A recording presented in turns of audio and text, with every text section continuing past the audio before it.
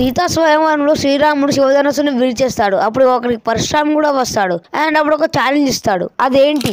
స్వయంవరంలోనే శ్రీరాముడు సీతను గెలుచుకుంటాడు. And also ఈ స్వయంవరానికి చాలా మంది వచ్చారు, గొప్ప గొప్ప వీరులు, రాజులు, అండ్ దాంట్లో రావణాసురుడు కూడా వచ్చాడు. మరి దీని గురించి పూర్తి డీటెయిల్ ఇన్ఫర్మేషన్ ఇప్పుడు తెలుసుకుందామా?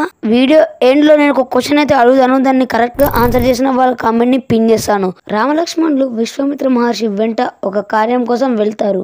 అదేంటంటే విశ్వామిత్ర మహర్షి లోక కళ్యాణం కోసం యాగాలు చేస్తుంటే రాక్షసులు ఎముకలు, మాంసాహారం ఆ యజ్ఞగుండంలోకి విసిరి ఇబ్బంది కలిగిస్తున్నారని, అందుకోసం రామలక్ష్మణులను ఆ రాక్షసులను అంతం చేయడానికి తీసుకువెళ్తాడు. దారిలో తాటకి అనే రాక్షసిని సంహరిస్తారు. యజ్ఞం కూడా సఫలమయ్యేలా చేస్తారు. ఆ రాక్షసులను ఓడించి విజయం సాధిస్తారు.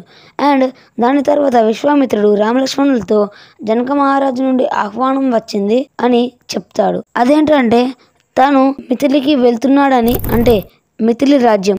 అండ్ రామలక్ష్మణులు కూడా తనతో వస్తే శివధనస్సు గురించి తెలుసుకోవచ్చు అని అంటాడు. దానికి ఇద్దరు సరే అంటారు. విశ్వామిత్ర మహర్షి మరియు రామలక్ష్మణులు వస్తున్నారని తెలిసి జనక మహారాజు చాలా ఆనందిస్తాడు. రాముడు వస్తున్నాడని సీతాదేవికి కూడా చెప్తాడు. తాను కూడా విషయం తెలుసుకొని ఆనందిస్తుంది. ఇక ఫైనల్లీ వాళ్ళు మిథిలకు చేరుకుంటారు. వారిని ఎంతో ఘనంగా స్వాగతిస్తారు జనక మహారాజు. అండ్ అక్కడికి విశ్వామిత్ర మహర్షి రామలక్ష్మణులతో పాటు రావణుడు కూడా వస్తాడు. అంతేకాదు ఎంతోమంది రాజులు కూడా వస్తారు. ఇక్కడ విశేషం ఏంటంటే జనక మహారాజు ఒక ప్రకటన చేస్తాడు. అదేంటంటే ఎవరైతే శివధనుస్సును పైకి ఎత్తి విల్లును సంధిస్తారో వారికి సీతాదేవితో వివాహం జరుగుతుందని. ఇక ఈ స్వయంవరానికి రీజన్ ఏంటంటే చిన్నప్పుడు సీతాదేవి ఆడుకుంటూ దేవుని మందిరంలోకి వెళ్తుంది. అక్కడ ఉన్న శివధనుస్సుని అవలీలగా ఎత్తుతుంది. జనక మహారాజు ఆ క్షణమే సీతకు తగిన భర్త ఈ శివధనస్సుని ఎక్కుపెట్టి సంధించిన వాడేనని డిసైడ్ అవుతాడు.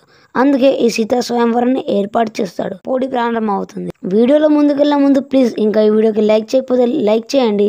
And now let's go to the video. ఈ పోటీలో శివధనస్సును ఎత్తడానికి ఎంతో మంది వీరులు ప్రయత్నిస్తారు, కానీ ఎవరు దాన్ని కొంచెం కూడా కదపలేకపోతారు.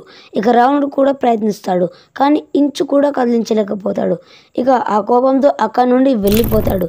రాముడిని పాల్గొనమని విశ్వామిత్రుడు చెప్పగా తన ఆశీర్వాదంతో శ్రీరాముడు వెళ్తాడు. ఇక శివధనస్సును అవలీలగా పైకి ఎత్తి నాడిని కడుతుండగా శివధనస్సు విరిగిపోతుంది.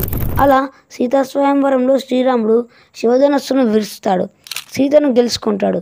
కానీ అప్పుడే అక్కడికి పరశురాముడు వస్తాడు. మంటలు చిమ్మే అగ్ని పర్వతంలా మండిపోతుంటాయి తన కళ్ళు.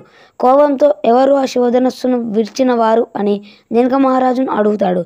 దానికి శ్రీరాముడు చాలా చక్కగా, స్వామి, శివధనస్సును ఎత్తి ఎక్కుపెట్టే క్రమంలో నాడి కడుతుండగా విరిగిపోయింది. ఆ విల్లు విరిచేసింది నేనే అని అంటాడు. దానికి పరశురాముడు ఏమంటాడంటే, నేను నిత్యం పూజించే శివధనస్సును నువ్వు విరిచి ఉండొచ్చు, కానీ నా తండ్రి విష్ణువు నాకు బహుకరించిన ఈ ధనస్సును విరిచి చూపించు. ఈ ధనస్సు శివధనస్సుకు ఏమాత్రం తీసిపోదని అంటాడు. అలా చెప్పి తన దగ్గరున్న ఆ ధనస్సుని ఇచ్చి ఎక్కుపెట్టమంటాడు. దాన్ని శ్రీరాముడు సరేనని ఆ ధనస్సును ఎక్కుపెడతాడు. దానికి పరశురాముడు, నేను నమ్మాను, మీరు ఆ శ్రీ మహావిష్ణువు అవతారమేనని, నన్ను క్షమించండి స్వామి అని అంటాడు. ఇక రాముడు క్షమించిన తర్వాత అక్కడి నుండి వెళ్ళిపోతాడు. ఇక శ్రీరాముని వివాహం సీతాదేవితో ఘనంగా జరుగుతుంది. శ్రీరామునితో పాటు లక్ష్మణ, భరత, శత్రుఘ్నుల వివాహం కూడా సీతాదేవి చెల్లెళ్ళు అయిన ఊర్మిళ, మాండవి, శృతకీర్తితో జరుగుతుంది. శ్రీరామునికి సీతతో, లక్ష్మణుడికి ఊర్మిళతో, భరతుడికి మాండవితో, శత్రుఘ్నుడికి శృతకీర్తితో, సింపుల్గా జనక మహారాజు పుత్రికలకు దశరథ మహారాజు పుత్రులతో వివాహం జరిగింది. అండ్ ఈ వీడియో యొక్క క్వశ్చన్ ఏంటంటే, జనక మహారాజు యొక్క రాజ్యం పేరు ఏంటి? దీన్ని కనుక మీరు కరెక్ట్గా కామెంట్ చేయగలిగితే నేను మీ కామెంట్ని పిన్ చేస్తాను. అండ్ సో మీరు కూడా ఈ వీడియో నచ్చితే లైక్ చేసి ఛానల్ని సబ్స్క్రైబ్ చేసేయండి. వీడియో ఎలా ఉందో కూడా కామెంట్ చేయండి.